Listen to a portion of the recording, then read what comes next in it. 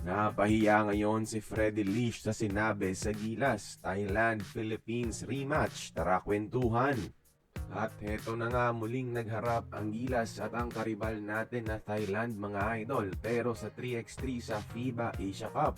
Kung tutuusin tayo pa nga ang dihado sa 3x3 dahil SEA Games champion sila. December pa lang sinabi na rin ni Lish na siya ang best point guard sa Asia ngayon at walang makakabantay sa kanya. Tapos bago ang laro, nag-story pa siya sa Instagram na locked in daw siya kalaban ang Pilipinas. Pero pagdating mismo sa laro mga idol, maaga silang dinumina ng ating Gilas. Kaya lang napagod si Sean Alter at may mga crucial mistakes kaya nakalapit yung Thailand.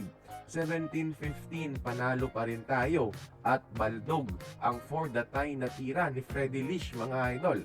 Yan na ba yung best point guard sa Asia? Pangit ang shooting buong laro. Tapos si Jerick Ahanmisi lang yung bumabantay, hindi siya makaporma. Paano na lang kaya kapag mga top PBA defenders natin, no?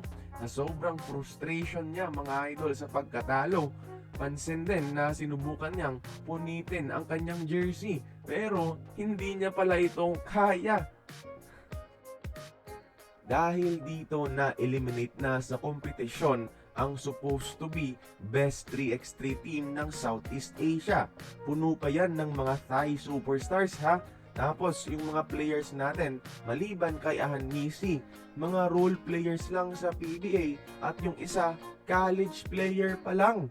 Di nga makaporma itong si Jack Rawan sa college natin mga idol.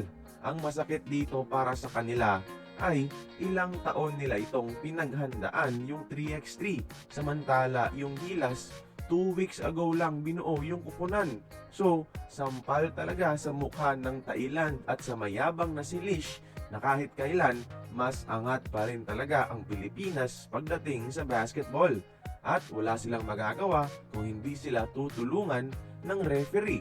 Kaya kayo mga idol, tingin nyo ba, deserve ba ng Thailand matalo sa Gilas? Join the conversation, magkomento lamang sa ibaba.